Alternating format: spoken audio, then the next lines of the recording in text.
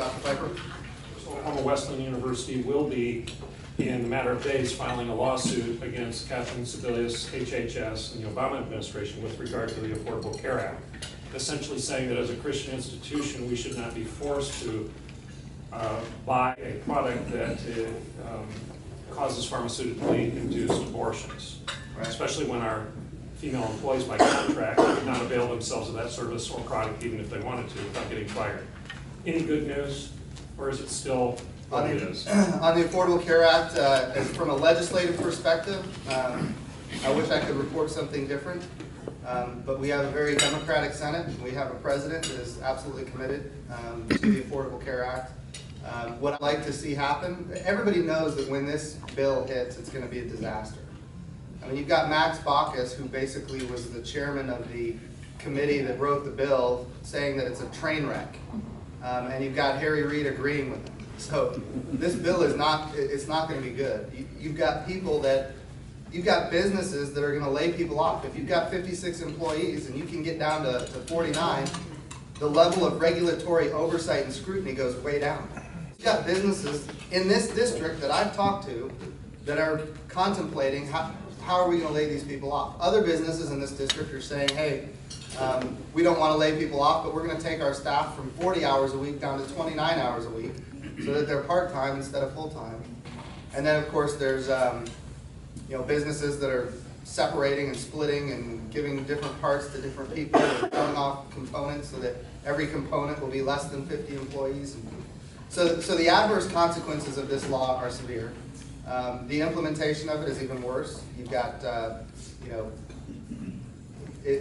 everybody in this room, when you do your taxes on April 15th, you're going to have to prove to the federal government that you got the health care that Obama wants you to have.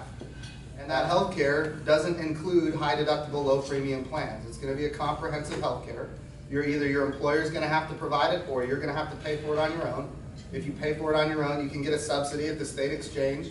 But that subsidy is based on your income tax return and how many kids you have and how much money you make. But the idea is the IRS, who we just were talking about, being responsible for targeting certain groups, namely Tea Party groups. And oh, by the way, that's the same IRS that's going to be responsible for implementing our health care.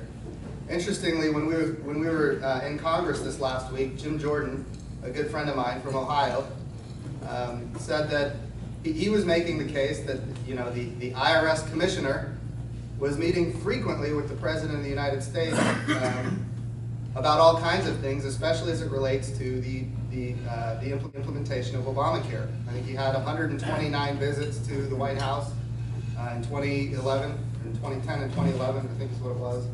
And what was interesting is he said out of those 100 and whatever visits, you never talked to the president about the groups that were opposed to Obamacare?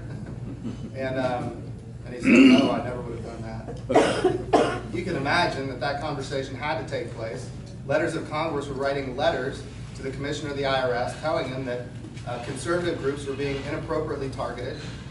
Media reports were all over the place about conservative groups that are being inappropriately targeted. And he's visiting with the president, and that conversation never came up once, according to him. It's pretty astonishing.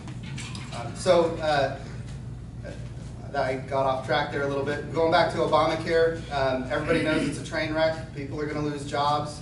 People are going to lose their health insurance. There's no doubt about it. The president said if you like your health insurance, you can keep it. Not true.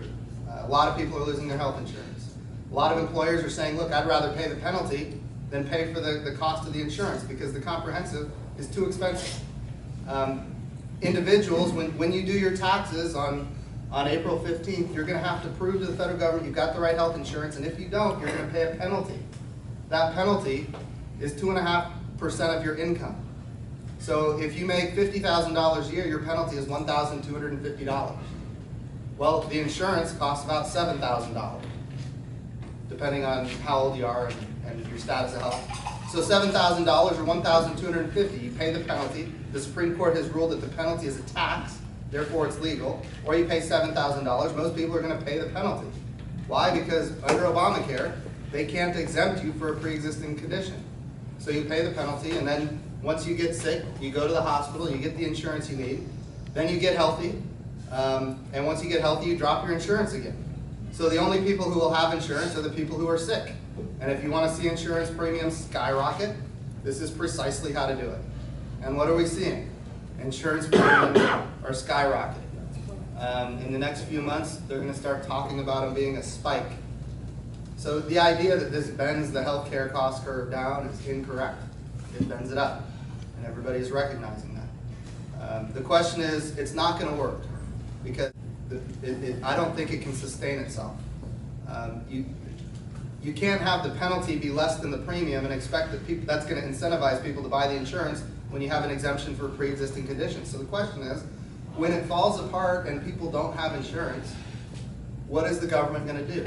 I'll tell you what they want us to do. The Democrats, I'm going to get a little political here, but the Democrats, I'm a politician, right? But I can't help it. The Democrats come to Republicans and say, look, you know, this health care law is a disaster because you guys aren't fixing it. Well, maybe you should have asked us before you passed it. Or how about this? Maybe you should have read it before you passed it. This is a big deal. And now they want to come to us to fix it. But you can't fix it without eliminating the most egregious provisions, and those most egregious provisions would make it fall apart anyway. So you can't fix it. It needs to be repealed. And so the only way to repeal it is to tie it to what politicians, of which now I am one, politicians call it must-pass legislation, like a debt limit increase or a continuing resolution. And if the House passes a continuing resolution or a debt limit increase tied to Obamacare repeal, and the Senate passes a debt limit increase or a continuing resolution that doesn't have that provision, then we have no debt limit increase or no continuing resolution, and we head towards what Democrats call a government shutdown. Now it may not be as drastic as a government shutdown. What it means is we would actually pay. We would pay for what we can pay for based on what our income is. In essence, we would balance the budget. So we passed out of the House of Representatives a few weeks ago a prioritization bill so that we won't default on our sovereign debt. We will always be able to pay interest on our bond.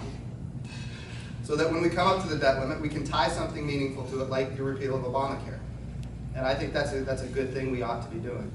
And people say, well, that'll never pass the Senate. We can't do that. Republicans say it'll be a prioritization bill so that we won't default on our sovereign debt. We will always be able to pay interest on our bond. So that when we come up to the debt limit, we can tie something meaningful to it, like the repeal of Obamacare. And I think that's a good thing we ought to be doing. And people say, well, that'll never pass the Senate. We can't do that. Republicans say it'll never pass the Senate. We can't do that. Well, look, we are still a republic.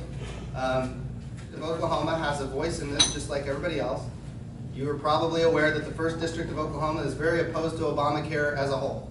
There are people here that support it.